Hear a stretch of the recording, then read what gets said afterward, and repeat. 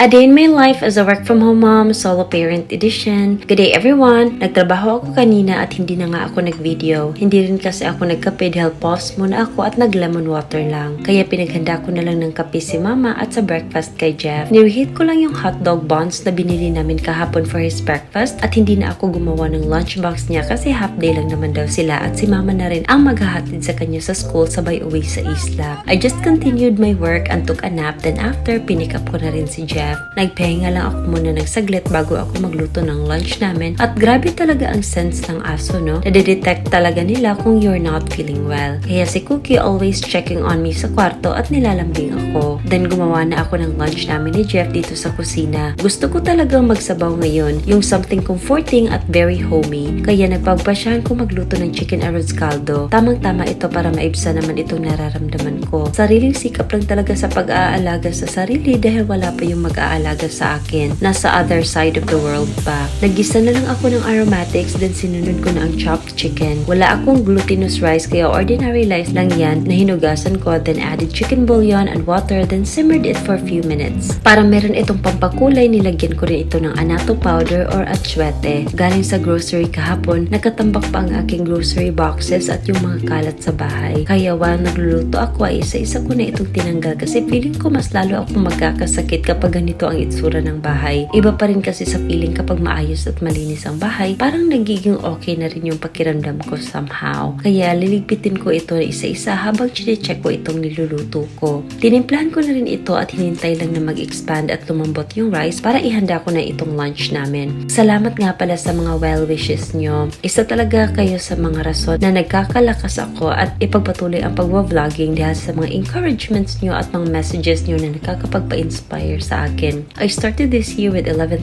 followers and look how much we've grown. Malayo pa man, pero malayo na tayo. Naluto na rin ang arroz caldo, so I plated our dinner and had dried fish on the side to complement the dish with sukang pinukurat.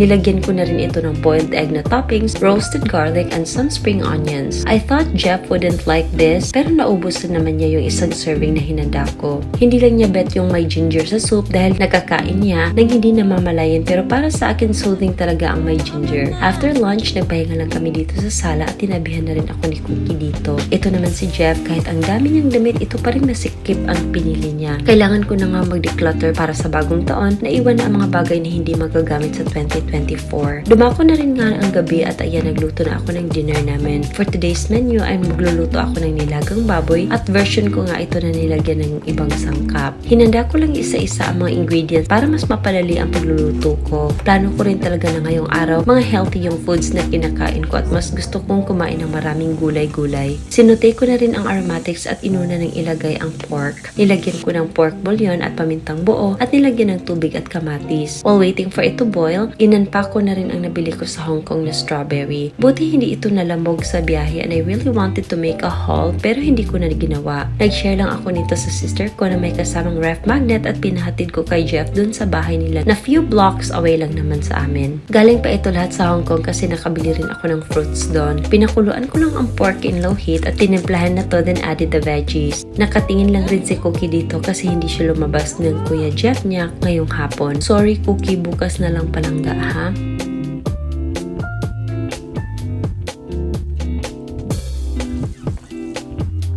Nung maluto na ang niluto kong nilaga ay hinanda ko na rin ang dinner namin at nagluto rin ako ng dried pusit. Ito nga ang cravings ko lately. Masarap rin kasi ang sabaw na ulam kapag may kaparis na tuyo. At sabay na nga kaming kumain ni Jeff ng hapunan as always.